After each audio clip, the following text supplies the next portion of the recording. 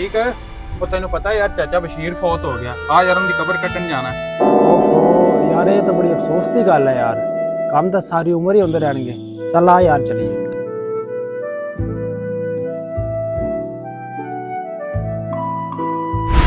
ओ यार बोले, हाँ जी। ओ चाचा बशीर फौत हो गई, आजा चलिए। रुक, मैं थैला ला लाऊं फिर चलने यार।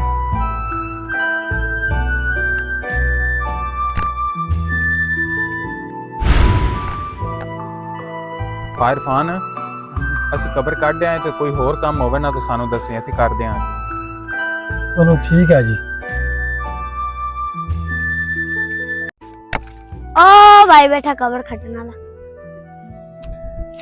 ਯਾਰ ਭਾਈ ਇਹਨਾਂ ਦੀ ਫੌਤਗੀ ਹੋਈ, ਕਬਰ ਖਟਾਣੀ ਸੀ।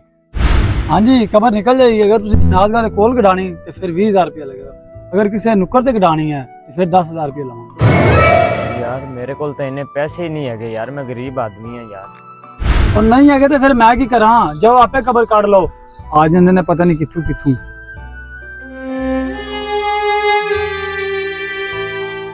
ਜੇ ਤੁਹਾਡੇ ਕੋਲ ਪੈਸੇ ਨਹੀਂ ਹੈਗੇ ਸਨ ਤਾਂ ਨਹੀਂ ਆਣਾ ਸੀ ਇੱਥੇ। ਮੇਰੀ ਵੀ ਆ ਕੇ ਬੇਇੱਜ਼ਤੀ ਕਰਵਾ ਦਿੱਤੀ। ਇਹ 2024 ਹੈਗਾ, 2024। ਇੱਥੇ ਕੋਈ ਕੰਮ ਪੈਸਾ ਤੋਂ ਬਗੈਰ ਨਹੀਂ ਹੁੰਦਾ।